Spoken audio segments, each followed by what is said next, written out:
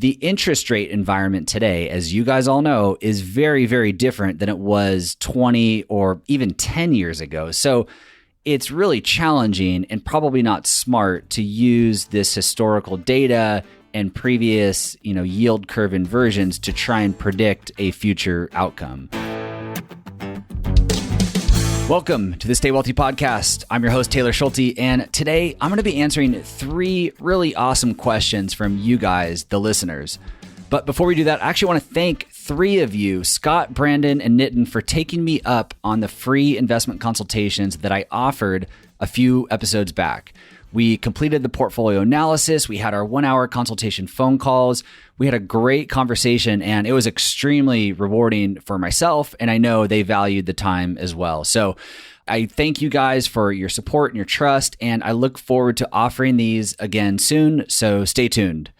Okay, so today I have 3 questions from you guys that I just thought were too good not to share with the rest of the audience, especially given what the markets are doing lately.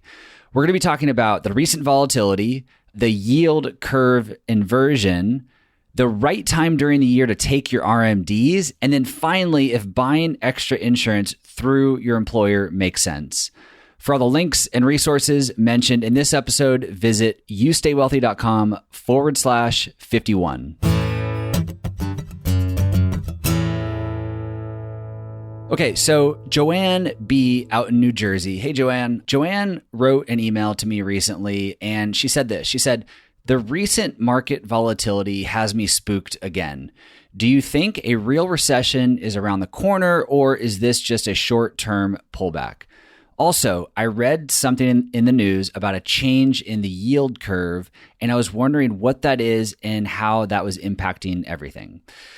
So really, really good questions here. Obviously, really timely given everything that's going on. I don't blame anyone for feeling spooked. It never feels good to see your portfolio lose money.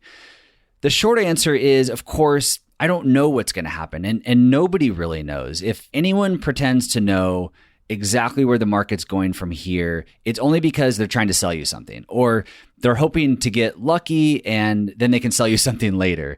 And remember, it doesn't have to be selling you a service or a product. It could be a media outlet that's selling advertising. So if they get more eyeballs on the screen or on their publication, that means that they can sell more advertising and put more money in their pocket. So just be careful about listening to predictions from people that are out there. But yes, market volatility is certainly back. I think we're all aware of that by now. On August 13th, the Dow dropped more than 800 points, which obviously made for a great headline in the media, which read something like, "Worst day in 2019. But our Stay Wealthy listeners are way smarter than to pay attention to headlines like that. We know that drops in the market are completely normal. The market just doesn't go up every single day, every single week. That's not normal. In fact, this is actually the 307th time since 1920 that the Dow has dropped 3% or more. In other words, as Michael Batnick recently noted, it happens a lot. It happens quite often. We don't know if markets are going to go down further from here, which is why it's so important. And I know I sound like a broken record, but it's so important to have a diversified portfolio. It's also why I personally believe that our bond portfolio, the bonds that we own in our portfolio, should be comprised of U.S. government bonds instead of corporate bonds, low-grade corporate bonds, or even high-yielding junk bonds. U.S. government bonds historically have gone up when stocks have gone down during catastrophic time periods like 2008, 2009. I advocate and personally would prefer to take my risk in stocks and make sure that the bonds that I own are really safe. I don't want to take risk in the bond portion of my portfolio. That's my safety net. If you need, or if I need a higher rate of return in my portfolio, then I'm just going to add more to stocks instead of increasing my risk in my bond portfolio and chasing yields and junk bonds and high yielding bonds. I don't want to be lured into lower quality bonds. I want to know that my bond portfolio is made up of high grade US government bonds, and that's my safety net. So if your allocation includes a balanced allocation to government bonds, remember that you can use that part of your portfolio as a war chest if stocks are falling. So if the stocks in your portfolio are falling, hopefully the bonds in your portfolio are doing better. Maybe they're even increasing in value. And you can use that war chest to supplement or to feed your income during these really difficult times.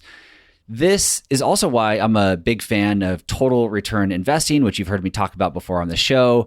And I'll link, as always, which I've done before, I'll link to the Vanguard paper on total return investing in the show notes.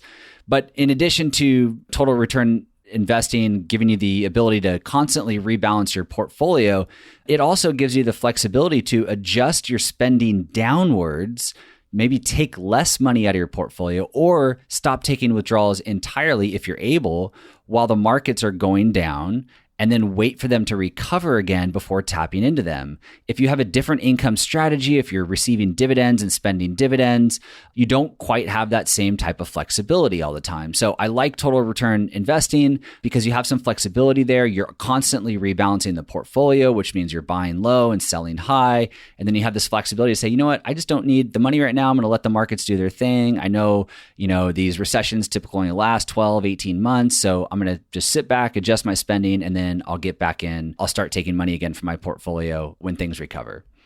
As for the yield curve, yes, the yield curve inverted.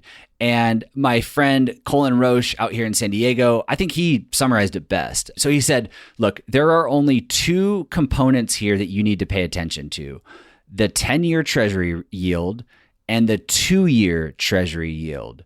So for example, if the 10-year Treasury yield is yielding 2% and the 2-year Treasury is yielding 2.5%, then the curve is inverted by 0.5%. This is kind of odd because you would think that a longer term bond, a 10-year bond, should pay a higher yield than a shorter term bond.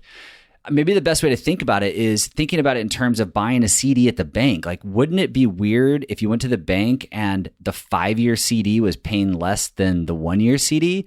So it's the same thing here, but with US Treasuries. I'll link to Colin's full analysis in the show notes, but for now, yes, the curve has inverted. The curve is inverted before just about every post-war recession, and it's a serious indicator to pay attention to. The market is basically telling us that they're softening their economic expectations. Now, it could just be softening, and we could just be slowing down for a period of time here before we ramp back up, or we could be moving closer to a recession. We don't know. Urban Carmel, a blogger, also noted that a recession typically doesn't happen for 19 months after the yield curve inverts. And also, historically, the S&P 500 peaks 1 year after that inversion. Now, it's not a prediction. Again, that doesn't mean just because it's happened before, it's going to happen again, but just some interesting statistics that I wanted to share.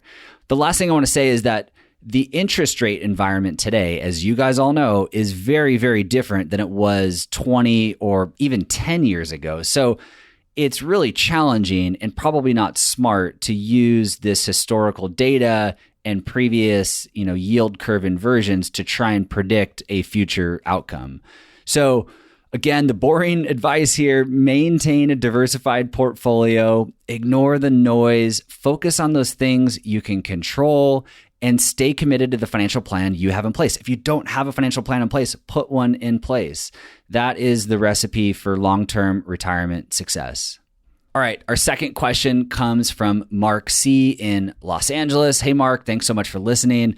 Mark wrote in and he said, and I love this question. He said, I've been taking my required minimum distributions out each year at different times. Sometimes I just take it all out in January. Sometimes I take a few distributions throughout the year. And sometimes I just forget, and then I quickly take my withdrawal before the end of the year. And this got me thinking, when really is the best time to be taking my RMDs? So Mark, thanks. This is, like I said, this is a really good question. I really enjoy this one. So the first thing that we want to remember is that from 1926 to now, the stock market has had annual positive returns, had positive annual returns 75% of the time.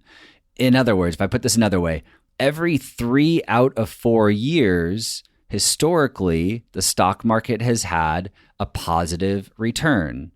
1 out of every 4 years, it has a negative return. So 75% of the time, stocks have positive returns historically. Those are pretty darn good odds. If those odds were on the blackjack table, you probably wouldn't be listening to this right now and you'd be at the casino all day long. I hate to draw an analogy to gambling here, but I actually think that it's a good argument as to why investing in publicly traded stocks for long periods of time is not gambling. If you understand all that and you share that philosophy, then we want to keep as much of our money, of course, outside of our emergency fund, we want to keep as much of our money invested in the markets for as long as possible, especially if that money is in a tax-deferred account like a traditional IRA, which means that waiting to take your distributions, your required distributions, waiting to take them to the end of the year on average is the right solution for most people.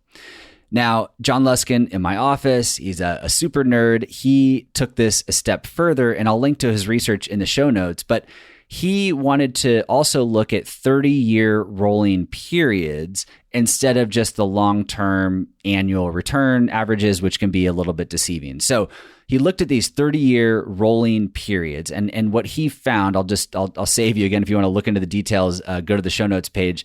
But he found that on a 30-year timeline, that there's not a single data point that makes a case for taking your distributions at the beginning of the year. He also came to the same conclusion when he looked at 20-year rolling periods. However, when he looked at 10-year rolling periods, it's actually sometimes better to take the distribution at the beginning of the year if the portfolio has more than 60% in stocks. So if your time horizon is 10 years or less, it's more of a coin toss and probably just something you shouldn't be even thinking about to begin with. Like if your time horizon is 10 years, spend your time with your family and the things that matter most and stop worrying about the perfect timing for your RMDs. So in short, waiting to take your distributions until the end of the year is likely the right answer for most people who have diversified portfolios and that are invested for long periods of time. It doesn't need to be on December 31st, maybe just sometime in December, take that withdrawal. You can automate it as well so you don't have to think about it. But waiting to the end of the year is likely the right answer here. So thanks so much, Mark. I appreciate you writing in. All right, our last question comes from Robert H. in Phoenix. Shout out to Arizona. I actually went to school in Tucson at the University of Arizona. So Robert wrote in and he said, my employer provides me at no cost with a small life insurance policy. I believe it's around $50,000. They also give me the opportunity to buy more life insurance, which I would pay for out of my pocket through them. Is this a good idea, or should I be buying life insurance somewhere else? So first, great question. I think a lot of people don't even think about this. They just move forward and do it. So great question. Good for you for just stopping and thinking about this. This same question can actually be applied to disability insurance. And the answer, unfortunately, is it depends. But let me try to answer it and shed some light on all this. So some types of insurance are easy to compare. For instance, term insurance, really, really simple, really easy to compare term insurance policies. Same with something like umbrella insurance. Really, really simple and straightforward. You're just shopping for price. $1 million of term insurance means $1 million of term insurance. It's a simple product. Do not confuse it with something more complex like permanent life insurance or whole life insurance. Disability insurance gets a little bit more complicated. There's a lot of different nuances with disability insurance. If you choose a disability policy based on just the price alone, you might be, or you're probably going to be disappointed in the benefits. As you might know, employer-provided disability insurance is usually pretty cheap. However, the benefits are usually lacking. So most employer-provided disability insurance policies aren't very good because they only offer benefits for 2 years. I talked about this in depth in episode number 44. So if you want to go back and listen again, you can go check out episode 44. The show notes for that page is youstaywealthy.com/44. So in short, if you have an employer-provided disability insurance policy, you probably need to supplement it or replace it with a private policy. But back to Robert's question about life insurance. So again, term insurance is a simple product, so it's pretty easy to evaluate by looking at the price through your employer versus an outside policy. That would be step one. Robert, what are they offering you? What's the cost? And then compare that to, shopping around online or through a trusted broker near you. So looking at the price would be step one. However, you also need to consider the risk of having all of your insurance tied up with one employer. Remember, you probably also have health insurance, dental insurance, vision, accidental death. Maybe you have other insurance policies through that employer. Imagine if you switched employers, if you got laid off or fired, or you voluntarily switched employers and you had to set up all new insurance policies. Do you also want to add life insurance to the mix if you don't have to? If it's cheaper outside of your employer, or even if it's the same cost, maybe it's easier to keep it outside of your employer. So it's one thing less for you to do if you were to change jobs. Just think about how busy you are and how much you value your time. Buying a term policy outside of work might not only be cheaper, but it might make your life much easier if you were to change jobs. So I hope that answers your question. Again, really good. Thank you guys so much for emailing in. If you have questions, I can't keep up with all the questions you guys are sending. I try to respond to every single one of them, and I put them aside for episodes just like this. So if you have a question, please shoot me an email at podcast@youstaywealthy.com. Or if you just want to shoot me a note and say, hi, that's awesome. I love to hear from you guys. Thanks, as always, for listening. Again, the show notes for this episode can be found at youstaywealthy.com/51, and I will see you guys back here in 2 weeks. Hey, it's me again. I just wanted to say thank you one more time for listening and remind you to please leave a quick review. If you're on an iPhone, leave a quick review on iTunes if you're enjoying the show. I'm getting great feedback from listeners just like you, and I really want to keep the momentum going. So if you have a chance on your iPhone, leave a quick review on the Apple Podcast app. And thank you so much in advance for all of your help and support. This podcast is for informational and entertainment purposes only and should not be relied upon as a basis for investment decisions. This podcast is not engaged in rendering legal, financial, or other professional services.